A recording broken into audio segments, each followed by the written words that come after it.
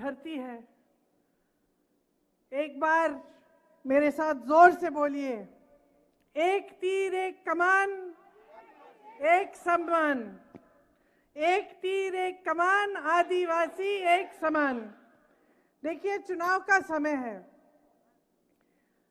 और इस समय बहुत सारी बातें हो रही हैं मंचों पर। आपके सामने बहुत सारे नेता आ रहे हैं, अपनी अपनी बात रख रहे हैं। मैं भी इस बीच अपनी बात रखने आई हूं। आप थोड़ा दूर बैठे हैं मेरे से, लेकिन दिल के बहुत करीब हैं। और करीब इसलिए हैं क्योंकि आप इस महान देश की जनता हो। आपने ही अपने पसीने से, अपने खून से इस देश को बनाया। आपने हमारे देश की धरती को सींचा है। और हर समय जब बड़े बड़े आंदोलन भी रहे, जब हमारा स्वतंत्रता आंदोलन रहा, तब भी आप लोग आगे आए, आप देश के लिए लड़े, आजादी के लिए लड़े, समानता के लिए लड़े। आज देखिए जो देश में परिस्थितियां हैं, मैं चाहती हूं कि दो तरह से आप इनको समझें। सबसे पहले तो जो आपकी अपनी परिस्थिति है, जो आपका अपना जीवन है, जो आपका अपना संघर्ष है, जो रोज सुबह से शाम को जिन समस्याओं का आप सामना करते हैं, जिस तरह से आप हर रोज आपके सामने एक तरह से एक लड़ाई होती है। क्योंकि महंगाई कितनी बढ़ गई है, बेरोजगारी कितनी बढ़ गई है, चाहे परिवार में कितने भी लोग कमाने निकलें, पूरा नहीं होता। जब त्योहार होता है, कुछ खरीदना पड़ता है, बच्चों की फीस भरनी पड़ती है, या कोई बीमार पड़ जाता है, उसका इलाज करना पड़ता है, तो मुश्किलें ही मुश्किलें लगती हैं सामने। और आजकल देश में जो आम आदमी है, उसके लिए जीना ही बहुत मुश्किल हो गया है। हर स्तर पर परिस्थितियां ऐसी बन गई हैं कि जैसे आप खास तौर से अपने समाज को देखें तो आपकी एक जल जंगल जमीन की एक संस्कृति है। मेरी दादी जी इंदिरा जी हमेशा कहती थी कि उनके दिल में सबसे ज्यादा आदर आपकी संस्कृति के लिए इसलिए था क्योंकि आपकी संस्कृति में चाहे जल हो, चाहे जमीन हो, चाहे जंगल हो, उसे बहुत आदर से, प्रकृति को बहुत आदर से, और प्रकृति के जो खुद की जो प्रकृति के नियम हैं, उनका आदर करते हुए आपने अपने जीवन में नियम बनाए। तो दादी जी हमेशा कहती थी कि सबसे ज्यादा वह आदिवासी संस्कृति का आदर करती थी। इसीलिए जब देश स्वतंत्र हुआ और जब हमारा संविधान बना, तो उस संविधान में खास तौर से सबको समान अधिकार मिला, ताकि चाहे वो आदिवासी हो, चाहे दलित हो, चाहे छोटा सा किसान हो कहीं, चाहे अपना कोई कारोबार करता हो, या फिर कोई बड़ा बिजनेस करता हो, या प्रधानमंत्री हो, या मंत्री हो, या कोई रईस आदमी हो, सबका एक समान अधिकार इस संविधान ने हमें दिया। और इस संविधान को बनाने के लिए, हमारी आजादी के लिए हमारे बड़े बड़े महापुरुष लड़े। तो इस संविधान ने अगर आपको कुछ दिया है तो ये जल जंगल जमीन का जो अधिकार है वो दिया है, वोट का अधिकार दिया है, समानता का अधिकार दिया है, आरक्षण का अधिकार दिया है। अब आप जानते ही हैं, आपने देखा होगा कि भाजपा के कई नेता, कई मंत्री, कई जो चुनाव के उम्मीदवार हैं, जगह जगह में जाकर कह रहे हैं कि वो संविधान को बदलना चाहते हैं। देखा है आपने, सुना है, टीवी पे देखा। अच्छा, वो सब कह रहे हैं कि हम संविधान बदलना चाहते हैं।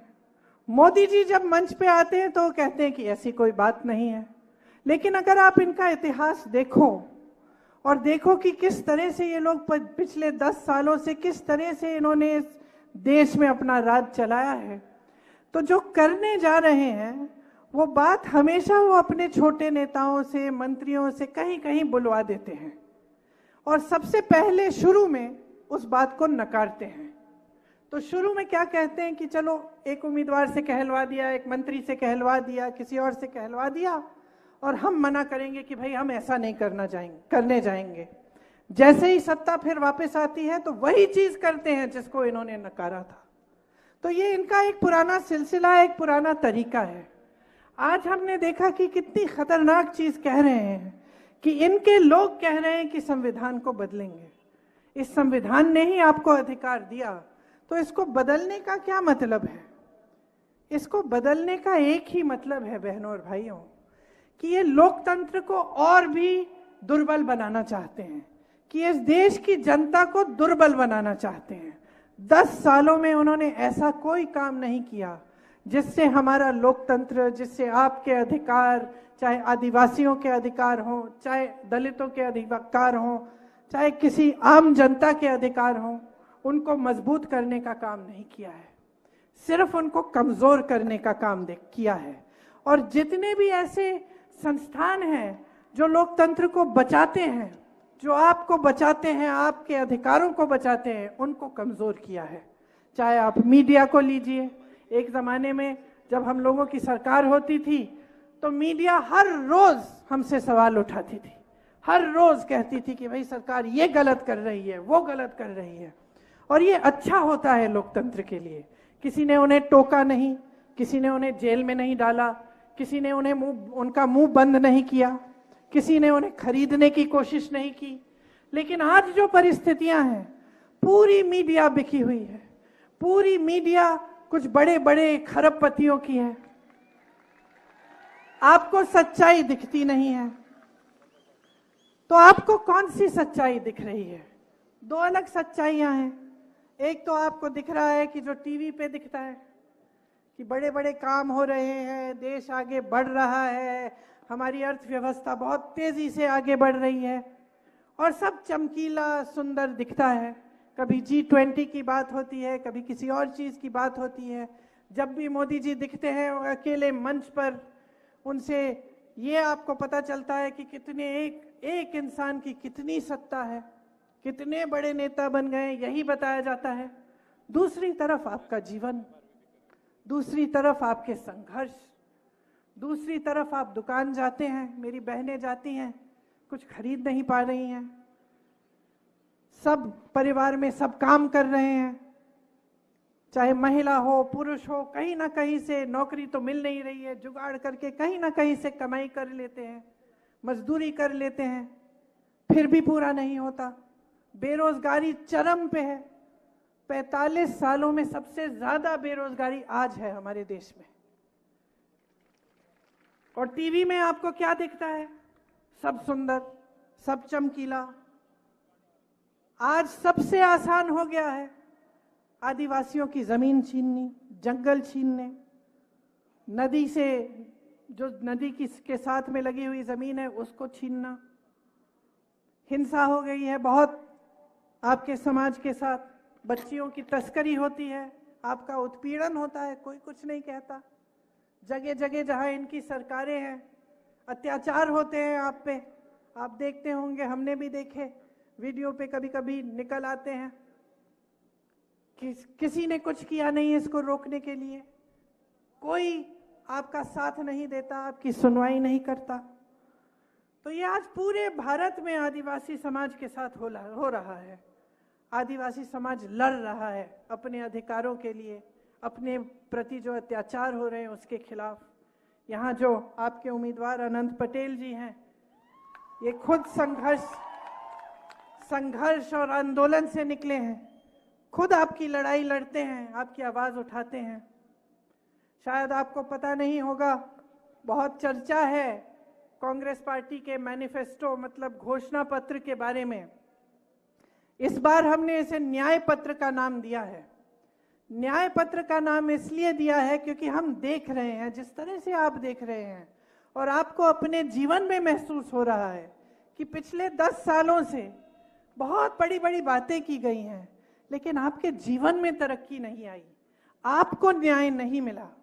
इसी तरह से राहुल जी, कांग्रेस के नेता, कांग्रेस के हमारे अध्यक्ष महोदय जी खड़गे जी और सब नेता सब देख रहे हैं कि 10 सालों में सिर्फ अन्याय ही अन्याय हुआ है आप सबके साथ। इसीलिए हमने इस बार अपने घोषणा पत्र का नाम ही न्याय पत्र लिखा और राहुल जी ने एक न्याय यात्रा निकाली जिसमें वो गुवाहाटी से मुंबई तक चले और कन्याकुमारी से कश्मीर तक तो पैदल चले, उससे पहले 4000 किलोमीटर। ये कहने के लिए कि अब देश को न्याय चाहिए, देश के गरीब को न्याय चाहिए, देश के किसान को न्याय चाहिए, देश के आदिवासी को न्याय चाहिए, देश के दलित को न्याय चाहिए, क्योंकि आपके साथ अन्याय हो रहा है। तो हमने जो न्याय पत्र बनाया है उसमें हमने काफ़ी ऐसी स्कीम और काफ़ी ऐसी गारंटी हम लाए हैं जो हम पूरा करके आपको दिखाना चाहते हैं। आपने देखा होगा कि जहाँ जहाँ हमारी सरकारें हैं, चाहे कर्नाटका में हो, चाहे छत्तीसगढ़ में रही थी, चाहे आज हिमाचल प्रदेश में है, तेलंगाना में है, वहाँ वहाँ जो गारंटी हमने चुनाव से पहले दी उनको हम आज पूरा करके दिखा रहे हैं। आप कर्नाटका में किसी भी महिला से पूछ लीजिए क्या वो फ्री में बस यात्रा करती है, वो बोलेगी कि हाँ कर रही हूँ। किसी भी महिला से पूछिए कि क्या आपको हर महीने 2000 रुपये मिल रहे हैं सरकार से, वो मना नहीं करेगी, कहेगी कि हाँ जब से कांग्रेस की सरकार आई है मुझे मिल रहे हैं। तो इसी तरह से हमने खास आपके समाज के लिए कुछ हम गारंटीज लाए हैं। हम एक विशेष बजट आपके लिए जारी करेंगे और जो वन अधिकार का कानून है जिसमें आपको पट्टे जो पट्टे आपको मिले थे उनका फैसला 1 साल के अंदर अंदर हम करवाएंगे। SC ST का जो सब प्लान है उसको हम लागू करेंगे और आदिवासियों की जहाँ पे ज़्यादा जनसंख्या है उन जगहों पे, उन क्षेत्रों को हम अनुसूचित क्षेत्र घोषित करेंगे ताकि आपको सब सुविधाएं मिले। और जो मजदूरी है, न्यूनतम मजदूरी हम 400 रुपए की करेंगी ताकि कोई आपका शोषण न कर पाए। देखिए यहाँ पे प्रवासी बहुत हैं। मुझे याद है कोरोना के समय यूपी और बिहार के बहुत सारे लोग यहाँ पे फंस गए थे। मोदी जी की सरकार ने तो कह दिया एक दिन में कि सब कुछ लॉकडाउन हो गया है, बसें बंद, ट्रेनें बंद, दुकानें बंद, और लोगों को इतनी पीड़ा हुई। गुजरात से उत्तर प्रदेश तक, बिहार तक पैदल निकले, किसी को पता नहीं था पहुंचेंगे कि नहीं और कोई चारा ही नहीं छोड़ा। मुझे याद है उस समय एक लड़का अनूप तिवारी यूपी का था, चाय बेचते थे वो, टीवी पे हमने उनको देखा। उस समय इतनी दिक्कत हो रही थी, इतना दुख हो रहा था कि समझ में नहीं आ रहा था लोगों को कि क्या करें। उस समय अनूप टीवी, और जब हमने ये देखा तो हमने अपने ऑफिस में किसी से कहा कि भाई ढूंढिए इन्हें, इनसे बात करने की कोशिश करिए, हम मदद करना चाहते हैं। और उनके जरिए 7000 टिकटों की व्यवस्था हुई। यहाँ से तमाम प्रवासी भाई बहन अपने घर सही सलामत पहुंच पाए। तो देखिए, अगर कोई नेता हो, कोई राजनीतिक दल हो, कोई सरकार हो जिसकी नीयत ठीक हो, जो आपके लिए सही काम करना चाहती है, तो कोई नहीं रोक सकता। और अगर आपको ये परिस्थिति दिख रही है अपने जीवन में कि 10 सालों से आपके लिए कुछ किया नहीं गया है, तो नीयत में जरूर कुछ खोट होगी। वापी और सरीगाम का जो आपका इंडस्ट्रियल एरिया है, मैंने सुना है कि यहाँ भयावह प्रदूषण है और पर्यावरण की जो परिस्थितियाँ हैं बहुत खराब है, बुनियादी सुविधाएं भी नहीं है।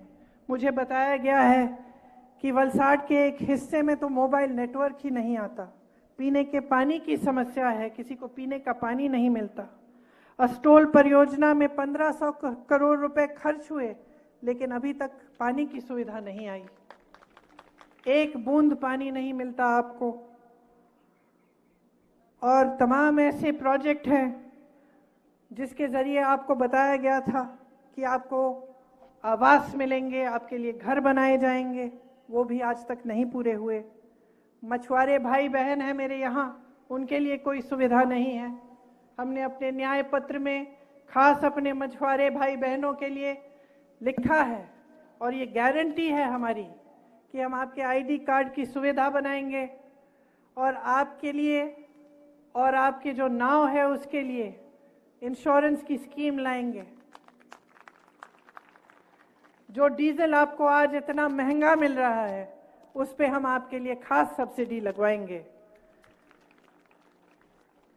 देखिए, इस ऐतिहासिक बेरोजगारी को दूर करने के लिए हमारी गारंटी है कि जितने सरकारी पद केंद्र में खाली पड़े हैं और आज 30 लाख खाली पड़े हैं, उन सबको भरा जाएगा।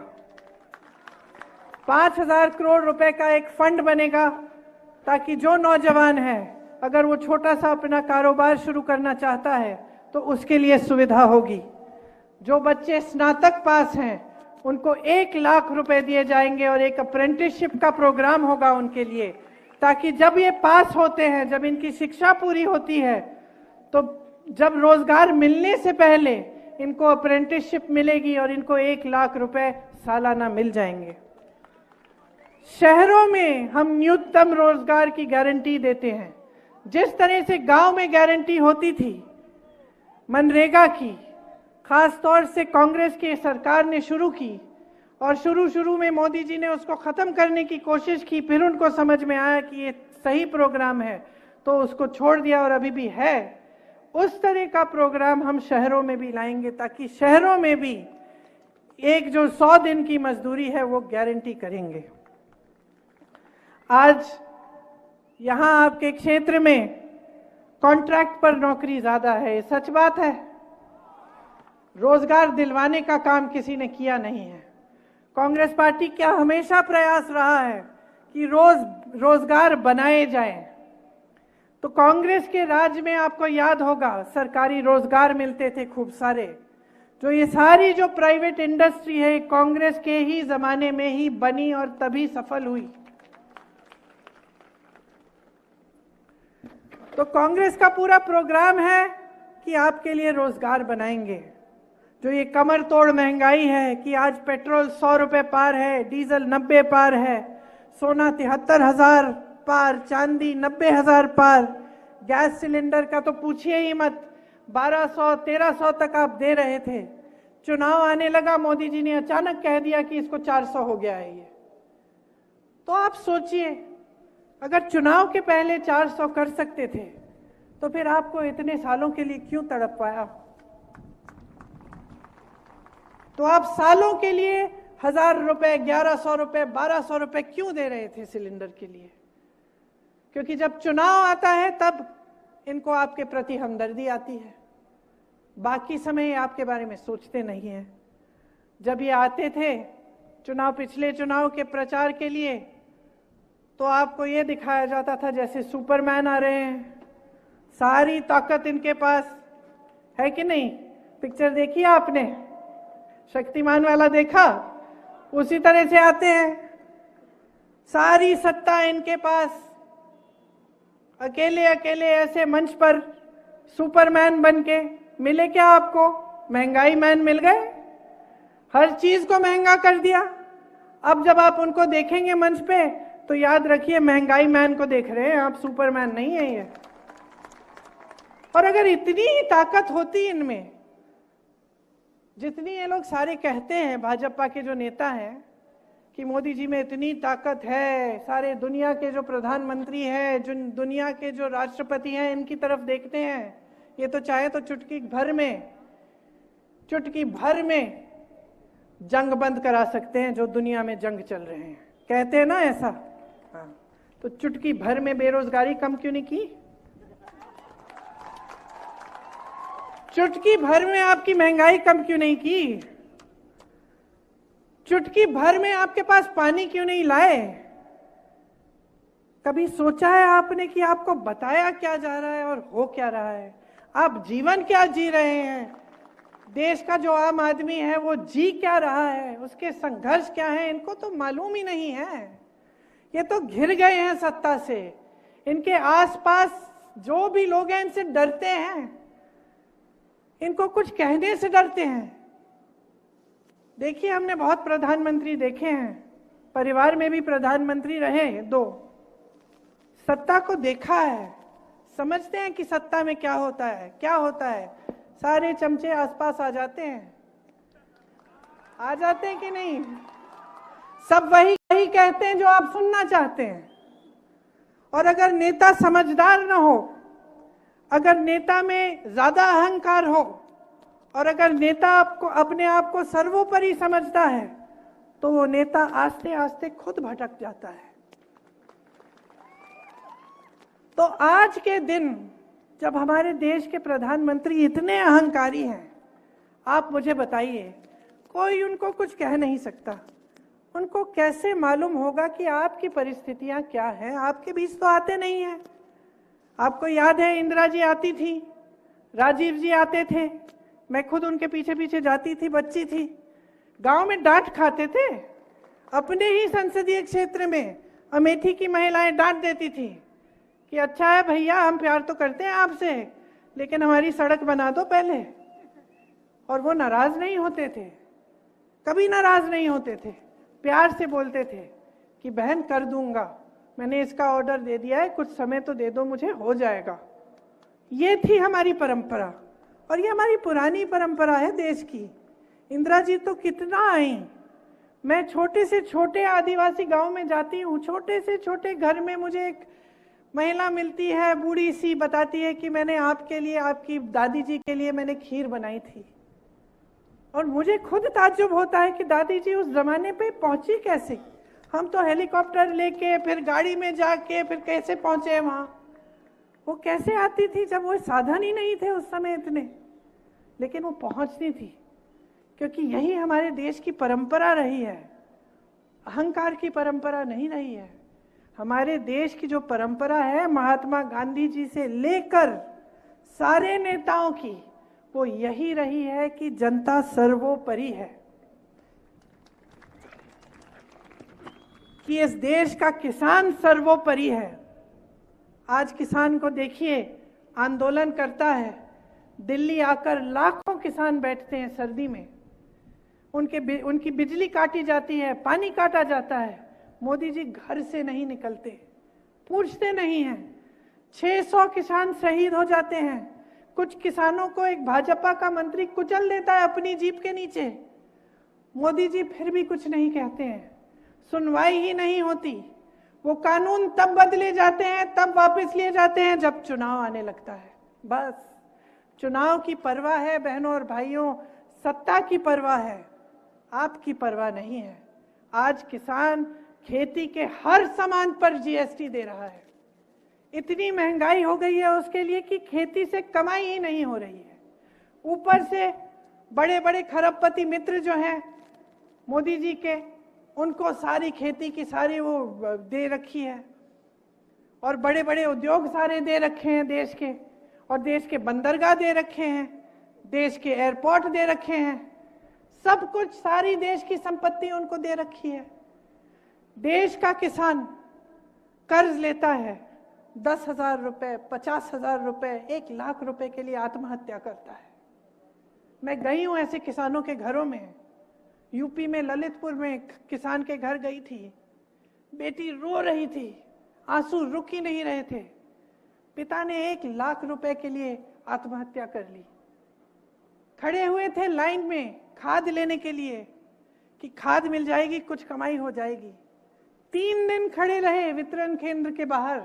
सरकारी वितरण केंद्र भी नहीं था, प्राइवेट था, क्योंकि सरकारी वाला बंद हो चुका था।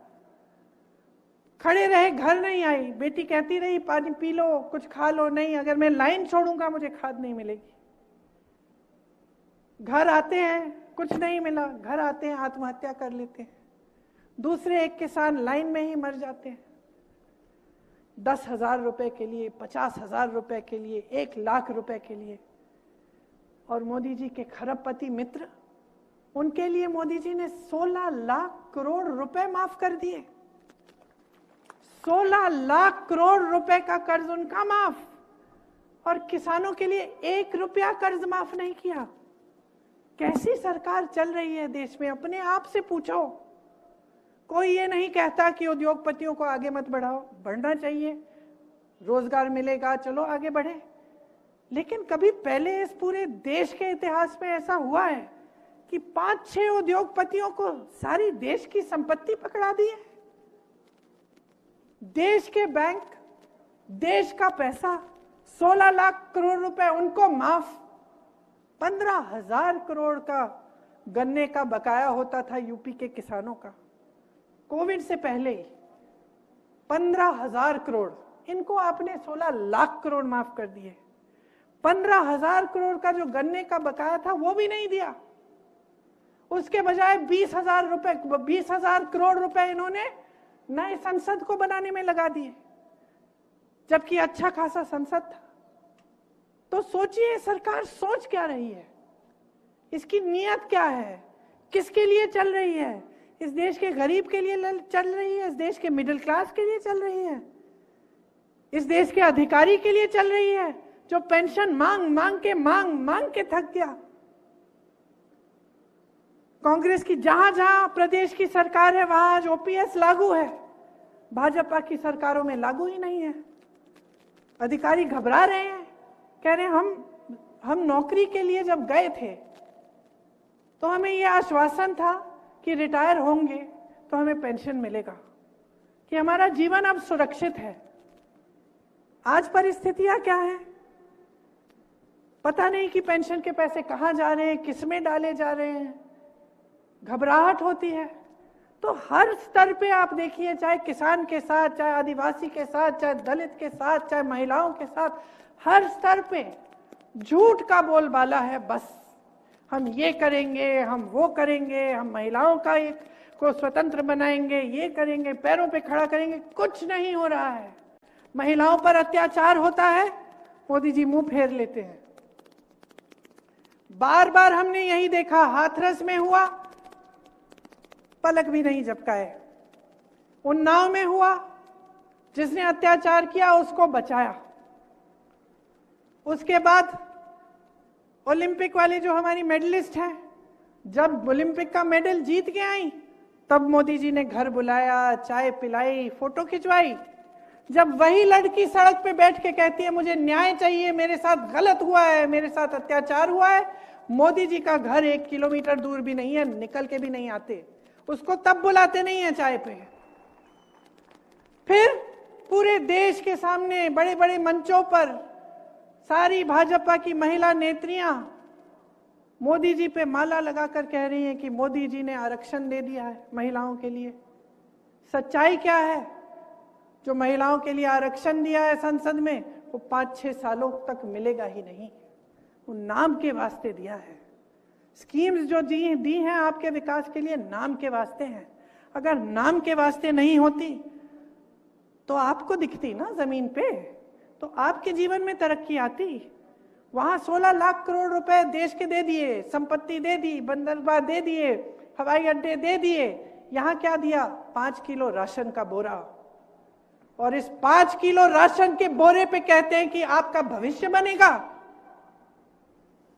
किसने दे दी इनको ऐसी हिम्मत? राशन अच्छा है, सबको मिलना चाहिए, लेकिन क्या आप अपने नौजवान बच्चों का भविष्य इस राशन के बोरे पे बना सकते हैं? नहीं बना सकते हैं। कल मुझे कोई बोलेगा ऐसे कि भाई बेटा काम ना करे, हम 5 किलो राशन देते रहेंगे, लड़ पड़ूंगी मैं।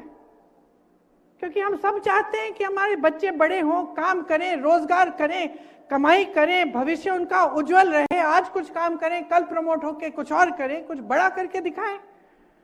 और हमारे देश की सरकार ने, हमारे सबसे बड़े जो प्रधानमंत्री जी हैं, जिनके पास इतनी सत्ता है, उन्होंने ये कह दिया कि बस 5 किलो राशन लो, चुप रहो, और कोई अधिकार नहीं है तुम्हारा, तुम्हारे लिए और कुछ नहीं है, सब अडानी जी, अंबानी जी और मेरे सारे दोस्तों के लिए, आपके लिए नहीं है। ये है आज की परिस्थिति। तो जब मैं कहती हूं कि ध्यान से इन बातों को समझो, तो मेरा मतलब ये है कि जो आपका जीवन है ना, वही सच्चाई है और कोई सच्चाई नहीं है। और ये जो है, ये बात जो है गहरी बात है। ये हिंदू धर्म की पुरानी परंपरा है। जितने भी संत महात्मा रहे वो हमेशा यही कहते थे, अपनी सच्चाई देखो, अपने अनुभव पर उतरो। मैं कोई संत महात्मा नहीं हूं, लेकिन यहां खड़े होकर एक जिम्मेदारी तो महसूस करती हूं आपके प्रति। मेरे परिवार के सदस्यों ने अपना जीवन दिया इस देश के लिए। आपके पूर्वजों ने स्वतंत्रता आंदोलन में अपना खून पसीना बहाया। एक जिम्मेदारी है हमारी आपके प्रति और आपकी अपने देश के प्रति कि हम सच्चाई को पहचाने। तो जैसे मैंने कहा, सच्चाई ही है जो आप जी रहे हैं। अगर आपके जीवन में 10 सालों से तरक्की नहीं आई तो मोदी जी यहां खड़े होके कुछ भी कह लें, मैं आपको गारंटी करके कह सकती हूं, अगर आप फिर से इनको लाएंगे 5 साल और कुछ नहीं होगा आपके जीवन में, कोई तरक्की नहीं आएगी। वहीं के वहीं रहेंगे आप, वही 5 किलो राशन, कोई रोजगार नहीं, महंगाई कम नहीं होगी, चुनाव खत्म होगा, वही 400 का सिलेंडर 1200 पे वापस आ जाएगा। क्योंकि सच्चाई यही है। हम किसानों के लिए काम करना चाहते हैं। हमने कह दिया है कि जो भी खेती का सामान है उस पे जीएसटी नहीं होगी, मुफ्त हो जाएगा, जीएसटी से मुक्त हो जाएगा। हमने कहा है कि आपके कर्ज माफ करने के लिए एक स्थायी आयोग बनेगा, ताकि जब जब आप कर्ज में होंगे तो कोई सरकारी ऑर्डर की जरूरत नहीं होगी, आप उस आयोग में जा पाएंगे, कहेंगे कि ये मेरा इतना कर्ज है और आपकी मदद होगी। हम कह रहे हैं कि किसानों के लिए और सब लोगों के लिए हम स्वास्थ्य बीमा लाएंगे 25 लाख की, जिससे स्वास्थ्य की जो सुविधाएं हैं आपको 25 लाख तक सारी सुविधाएं मुफ्त मिलेंगी।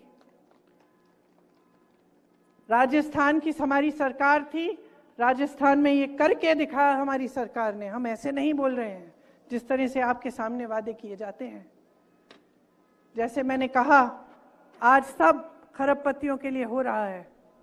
इस बीच मोदी जी क्या कर रहे हैं? लोकतंत्र को कमजोर कर रहे हैं हर स्तर पर।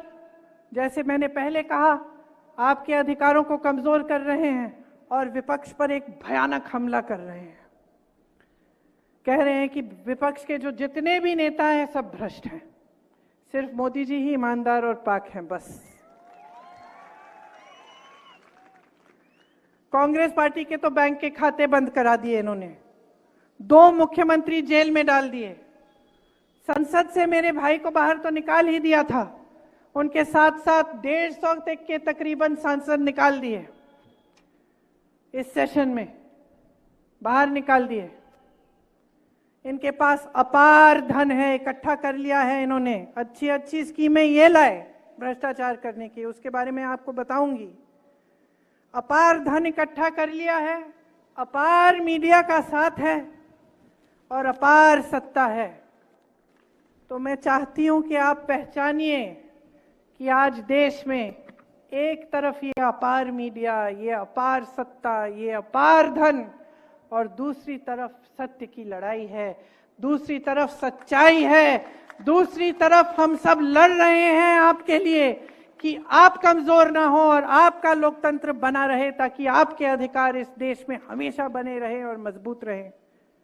इन्होंने भ्रष्टाचार की एक बहुत बढ़िया स्कीम निकाली, इलेक्टोरल बॉन्ड की स्कीम निकाली इन्होंने। स्कीम थी क्या कि जो भी चंदा देगा उसका नाम गुप्त रहेगा। तो बड़े बड़े उद्योगपतियों ने इनको चंदा दिया, सबको चंदा दिया, ये नाम गुप्त रहे। सुप्रीम कोर्ट में केस लग गया, सुप्रीम कोर्ट में जजों ने कहा कि ये सब गलत है, ये सूची आप जारी करो, सार्वजनिक करो, इसको सबको दिखना चाहिए कि किसने कितना दिया और किसको दिया है। तो सब सच्चाई बाहर निकल आई। सच्चाई क्या थी बहनों और भाइयों? सच्चाई ये है कि इन्होंने चंदा जिस से लिया है, कुछ लोगों पे छापा मार के लिया, पहले छापा मारा, चंदा ली, पीछे हट गए, केस डाला, चंदा लिया, केस बंद। ऐसे ऐसे लोगों से चंदा लिया, कंपनियों से। यहाँ पे आपका एक पुल गिरा था गुजरात में, आपको याद है? उस कंपनी से भी चंदा लिया है। आपको कोरोना की वैक्सीन लगी, उस कंपनी से भी चंदा लिया है। तो चंदा नहीं, वसूली थी, है धंधा था इनका। आज सामने आ गया है, सबके सामने आया तो हर मंच पे खड़े होके ऐसा कहने लगे कि हमने तो इसको पहली बार देश में ये सूची पारदर्शी हुई है, पहली बार हमारी वजह से पारदर्शी हुई। अरे भाई, स्कीम गुप्त बनाने की स्कीम तो तुम्हारी थी। अब जज ने बोला पारदर्शी करो, पारदर्शी कर लिया, अब कह रहे हो कि आप ही ने पारदर्शी बना दी है। तो झूठों का तो सिलसिला बंद ही नहीं होता, हर स्तर पे झूठ झूठ झूठ। अब आजकल पता नहीं क्या हो गया है प्रधानमंत्री जी को। घर में शादी होती है, हर परिवार में ऐसा होता है, शादी होती है तो शादी के समय आपने देखा होगा, मैंने बहुत बार देखा है कि हमेशा एक अंकल जी होते हैं जो कोने में बैठ जाते हैं और अपना छोटा सा दरबार लगाते हैं कि नहीं? होते हैं ना। जो भी बोर हो रहा होता है वो कहता है कि भाई सुनूं मैं अंकल जी क्या कह रहे हैं। जाके सुनते हैं कि अंकल जी क्या कह रहे हैं, आज कुछ ना कुछ नया तो लाएंगे। और अंकल जी सबको अपना ज्ञान देते रहते हैं, देते हैं कि नहीं, है ना? अब आप बताओ, एक दिन अगर आप ऐसे एक शादी में या कहीं भी आप चाय की दुकान में बैठे और एक ऐसे ज्ञान देने वाले अंकल जी बैठे हों और वो कह रहे हैं सबको कि सावधान हो जाओ, अब जब सरकार आएगी ना कांग्रेस की तो एक्सरे की मशीन लाकर तुम्हारे घरों में जो बक्से पड़े हैं और जो घरों में तुमने छोटा अपना बचत अपनी की हुई है या तुम्हारी महिलाओं के जो मंगलसूत्र हैं उसको एक्सरे से निकाल के ये सरकार चोरी कर लेगी और किसी और को दे देगी। हंस रहे हो ना? मान लो किसी चाय के दुकान में या किसी शादी में किसी ज्ञान देने वाले अंकल ने ऐसी बात कह दी हो तो आप क्या कहते? आप कहते कि भाई आज तो अंकल ने बहुत बड़ी बात कर ली, खूब गहरी साजिश निकाल दी। हंसते ना? हंसते कि नहीं हंसते? आप कहते हैं कि क्या बकवास कर रहे हैं यार अंकल, कुछ नया सोचो। अब देश की परिस्थिति ये हो गई है कि उसी तरह से देश के सबसे बड़े प्रधानमंत्री जी, जो सबसे बड़ा पद ले रखे हैं देश में, जिनके पास सबसे ज्यादा सत्ता है, उस पद की गरिमा को, उस पद की गंभीरता को आधार बनाकर ऐसी बकवास की बातें आपके सामने चुनाव के। तो वो सोच रहे हैं क्योंकि प्रधानमंत्री हैं, क्योंकि पद है, क्योंकि पद की गंभीरता है, वो सोच रहे हैं कि मैं ऐसे ही फिजूल की बातें करूंगा और पब्लिक सोचेगी कि ये सच है। ये सच हो सकता है? आप सोचिए, ये सच हो सकता है कि कोई ऐसा राजनीतिक दल सरकार बनाएगा जिसमें एक्सरे लेके आपके घर के अंदर घुसकर आपके गहने निकाल के किसी और को दे देगा? ये सच हो सकता है? अरे क्या इनको समस्या हो गई है हमारे न्याय पत्र से? क्या समस्या हो गई है? हम न्याय कह रहे हैं इसलिए, हम न्याय दिलवाएंगे इसलिए क्योंकि हम कह रहे हैं हम महिलाओं को हर साल महिलाओं को 1 लाख रुपए देंगे, क्योंकि हम कह रहे हैं कि ये जो 16 लाख रुपए आपने इस देश के दिए हैं ना अपने दोस्तों को, हम इस देश में बंटवाएंगे। बस यही तो कह रहे हैं हम कह रहे हैं कि जो स्कीम्स हैं इनसे आपको रोजगार मिलेगा। हम कह रहे हैं कि जो बच्चे स्नातक पास हैं वो भटकेंगे नहीं, रोजगार ढूंढने के लिए हम उनको अप्रेंटिसशिप देंगे, 1 लाख रुपए सालाना की कमाई दे देंगे जब तक उनको नौकरी नहीं मिले। हम कह रहे हैं कि किसानों के लिए सुविधा देंगे, स्वस्थ सुविधाएं देंगे, शिक्षा की सुविधाएं देंगे। और अंकल जी आपको सुना रहे हैं, अंकल जी आपको बता रहे हैं कि हम चोरी करेंगे, हम गहने लेंगे। अरे भैया, 70 सालों से देश स्वतंत्र है, 55 सालों से इस देश में किसकी सरकार रही? बताइए जोर से। कांग्रेस की सरकार रही।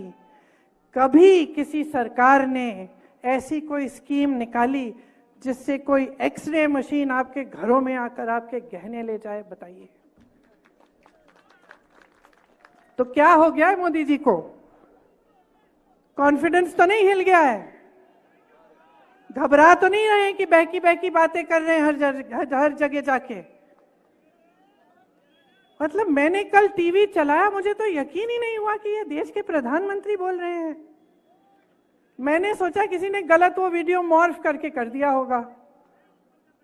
फिर दोबारा मैंने किसी दूसरे चैनल पे देखा कि भाई यही कह रहे हैं। फिर मैंने सुना एक्सरे मशीन, मंगलसूत्र, पता नहीं क्या क्या कह रहे हैं। फिर आगे जाके कुछ और भटकी भटकी बातें कहने लग गए। तो क्यों कर रहे हैं ये? कभी सोचा है आपने?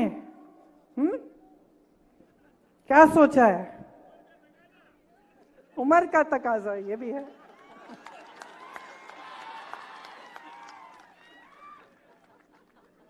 कभी आपने सोचा है कि आपका ये जो वोट है कितना कीमती है? कितना कीमती है? इससे 5 सालों का भविष्य बनने जा रहा है। इससे आप तय कर रहे हो कि अगले 5 सालों में गैस सिलेंडर कितने का मिलेगा। इससे आप तय कर रहे हो कि कोई जब दुकान जाओगे कि कुछ खरीद पाओगे कि नहीं। इससे आप तय कर रहे हो कि अपने नौजवान बच्चों को रोजगार मिलेगा कि नहीं। इससे आप तय कर रहे हो कि ये महान देश जिसके लिए लोगों ने खून दिया, लोगों ने मेहनत की बनाने के लिए, इसका भविष्य क्या होने जा रहा है। और आज तो हम इस जगह पहुंच गए हैं कि 10 साल इनकी सरकार चली है। मुझे नहीं लगता कि 5 साल और ये देश सह पाएगा। अब तक तो सह लिया, अब संविधान बदलने की बातें हो रही हैं। कह रहे हैं 400 पार, हम संविधान बदल देंगे। क्या करने जा रहे हैं क्या पता। आपके सामने तो एक काम की बात नहीं करते, एक बार आपके रोजगार की बात नहीं करते, एक बार महंगाई की बात नहीं करते, एक बार स्वास्थ्य सुविधाएं की बात नहीं करते, एक बार आपके बच्चों को कैसे शिक्षित करेंगे ये नहीं करते। 70 साल में कुछ नहीं हुआ। बस पूछिए ना इनसे, IIT किसने बनाई? इन्होंने बनाई कितनी? ठीक है, कांग्रेस ने बनाई इनसे पहले, इनके काल में कितनी नहीं बनी। एम्स कितने बनाए इन्होंने, अस्पताल कितने बनाए, पाठशाला कितने बनाए, रोजगार कितने दिलवाए, कितने लोगों को गरीबी रेखा से ऊपर लाए। कभी नहीं कहेंगे क्योंकि कुछ है ही नहीं कहने वाला, कहने का कुछ है ही नहीं, किया ही नहीं। बस यही करते रहे, बड़े बड़े इवेंट, बड़ी बड़ी महलों में जाके किसी राष्ट्रपति से मिलना, कहीं दुनिया भर में कहीं घूमना, यही करते रहे। अब टाइम आ गया है रिपोर्ट कार्ड का, टाइम आ गया है। 5 सालों से तो आप कुछ भी करते रहे, आपसे किसी ने पूछा नहीं। अब जनता पूछ रही है, अब जनता कह रही है कि भाई बताओ क्या किया। तो अब घबराहट हो रही है। अब बहकी बहकी बातें, वही हिंदू मुसलमान, वही इधर उधर की बातें, वही विश्व गुरु, वही दुनिया के सबसे बड़े नेता हैं मोदी जी। अरे क्या लेना देना आपको कि कितने बड़े नेता हैं। अगर इतने बड़े नेता आपको पानी नहीं दिलवा सकते, आपका घर नहीं बनवा सकते, आपको रोजगार नहीं दिलवा सकते, तो हमें क्या माफी मांगनी चाहिए इनसे कि हमने रोजगार की बात उठा ली, कि हमने महंगाई की बात उठा ली, कि हम लड़ रहे हैं आपके हकों के लिए, कि हम कह रहे हैं कि इस देश को हम खत्म नहीं करने देंगे तुम्हें।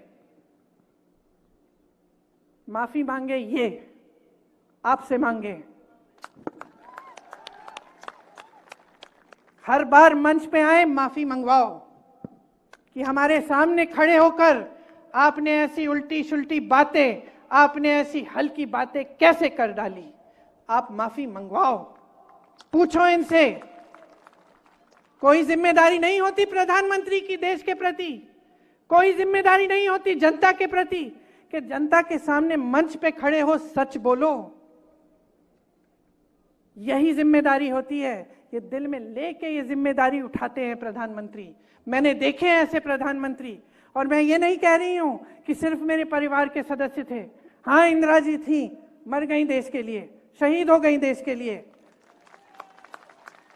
हाँ, राजीव जी थे, टुकड़ों में घर लाई मैं उनको, शहीद हो गए इस देश के लिए। लेकिन मनमोहन सिंह जी भी थे जो क्रांति लाए इस देश में।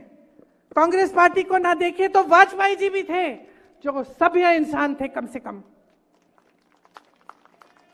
और मैं दावे के साथ कह सकती हूं कि ये देश का पहला प्रधानमंत्री होगा जो आपके सामने इस तरह से झूठ बोलता है,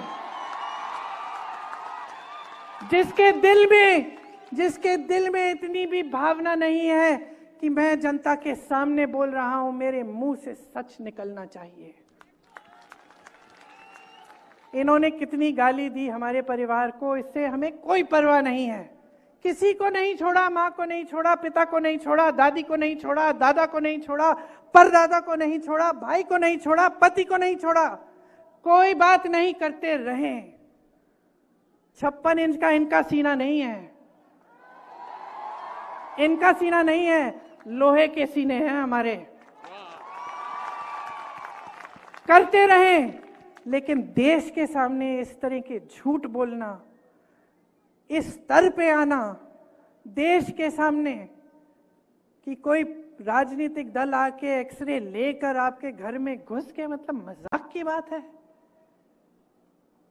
तो मैं सिर्फ एक आग्रह करने आई हूं आपसे कि इस बार जो आपका वोट है ना, वो किसी नेता के पक्ष में नहीं, किसी पार्टी के पक्ष में नहीं, ये वोट आपका वोट है। अपने देश को दो, इंडिया को दो। गठबंधन का नाम भी इंडिया है, लेकिन आप सोचिए, ये आपका देश है, ये आपका देश है। अपने देश को अपने दिल में रखो, समझो कि आज वो पल आ गया है कि आपको अपने आगे देखना है, सिर्फ अपना नहीं, सिर्फ अपने परिवार का नहीं, अपने गांव का नहीं, अपने घर का नहीं, अपने शहर का नहीं, अपने प्रदेश का नहीं, अब अपने देश के बारे में सोचो। ये देश है, देश ने जीवन दिया है, देश ने सब कुछ दिया है आपको और हमको। ये जो वोट है इतना कीमती है, इसको व्यर्थ मत करो, व्यर्थ मत करो। ऐसी फिजूल की बातों पे अपना वोट मत दो। वोट अपना है, अपने काम पे दो, रोजगार पे दो। महंगाई बढ़ रही है, उसको कम करने के लिए दो। महिलाओं की सुरक्षा के लिए दो, महिलाएं अपने पैरों पे खड़े हों उसके लिए दो। आदिवासियों के लिए क्या करेगी सरकार, उसके लिए दो। दलितों के लिए क्या करेगी सरकार, उसके लिए दो। ये वोट देश की जनता के लिए जाना चाहिए। गलतफहमी में मत होना, गलतफहमी में मत होना। सब आपके हाथों में है, किसी एक नेता के हाथ में नहीं है, सब आपके हाथों में है। इस बात को समझिए, अपनी शक्ति को पहचानिए और इस चुनाव में ऐसा वोट दीजिए कि इस देश में जो सरकार है वो बदल जाए और आपका भविष्य उसके साथ बदल जाए। बहुत लंबी बातें कर ली मैंने धूप में।